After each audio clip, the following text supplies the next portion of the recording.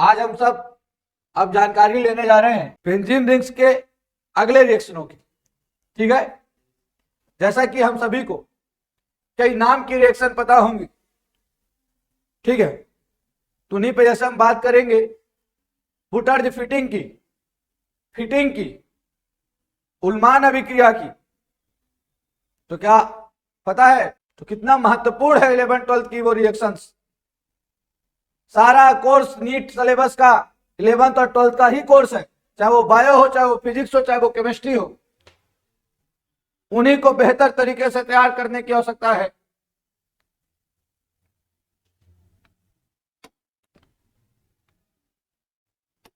देखिए, वुटर्ज फिटिंग अभिक्रिया हमने ले लिया एरिल हैलाइड बेंजीन के साथ, चाहे वो ऐसा बेंजीन बना दो चाहे ऐसा बेंजीन बना दो, बेंजीन ही है। Cl जोड़ दिया,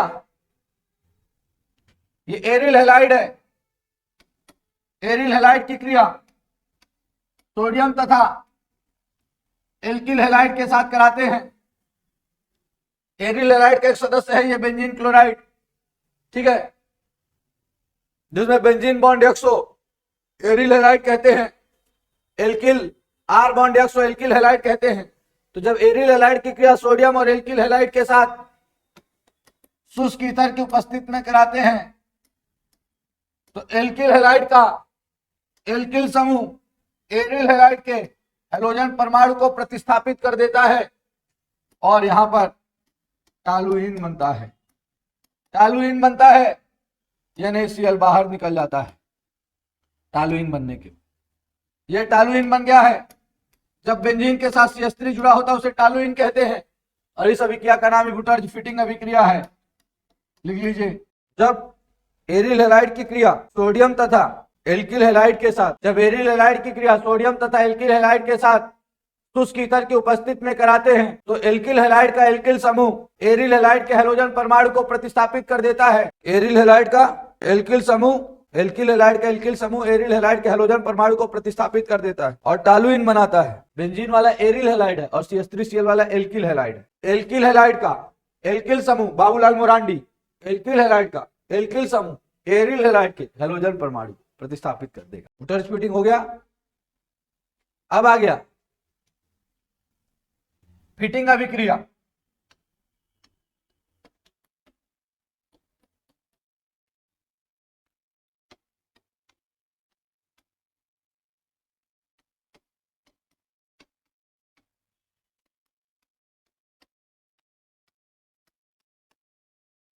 जब दोनों एरिल हैलाइड हो, उस बार एक एरिल हैलाइड था एक एल्किल हैलाइड था, अब दोनों एरिल हैलाइड है और आपस में जुड़ जाएं, डाइफेनिल बना दें। जब दो बेंजीन जुड़ा उसका नाम डाइफेनिल है, इसे फिटिंग अभिक्रिया कहते हैं। लिख लो। अब उल्मान अभिक्रिया, ये थी फिटिंग अभिक्रिया। उल्मान अभिक्रिया में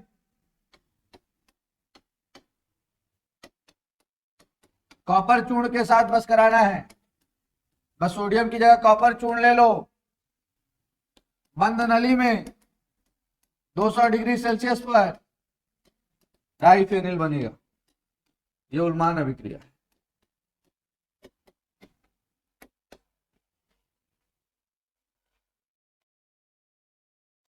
है समझ में? तीनों रिएक्शन वुटर्ज फिटिंग और उल्मान। अब देखिएगा, इसी में आगे बढ़ते हैं। ठीक है, और ये क्लोरोबेंजीन है, इसका हैलोजनीकरण सल्फोनीकरण नाइट्रीकरण करना है। उसी तरह से हैलोजनीकरण करेंगे, क्लोरीन जोड़ेंगे, आर्थो एवं पैरा डाइक्लोरोबेंजीन बनेगा। समझ में आ रहा है प्राणी? इसका नाइट्रीकरण करेंगे,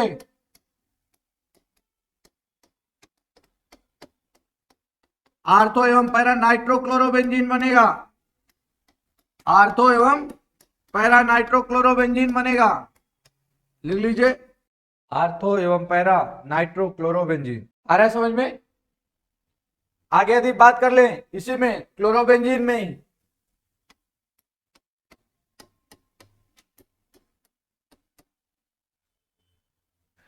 ठीक है, नाइट्रीकरण, सल्फोनीकरण, सारी प्रोसेस कर सकते हैं, आर्थो और पैरा में जोड़ के बना सकते हैं। जैसे कि सल्फोनीकरण कराना है, करा दीजिए रिएक्शन। SO3H, एक बार आर्थो की कंडीशन पे, एक बार पैरा की कंडीशन पे जोड़ लीजिए।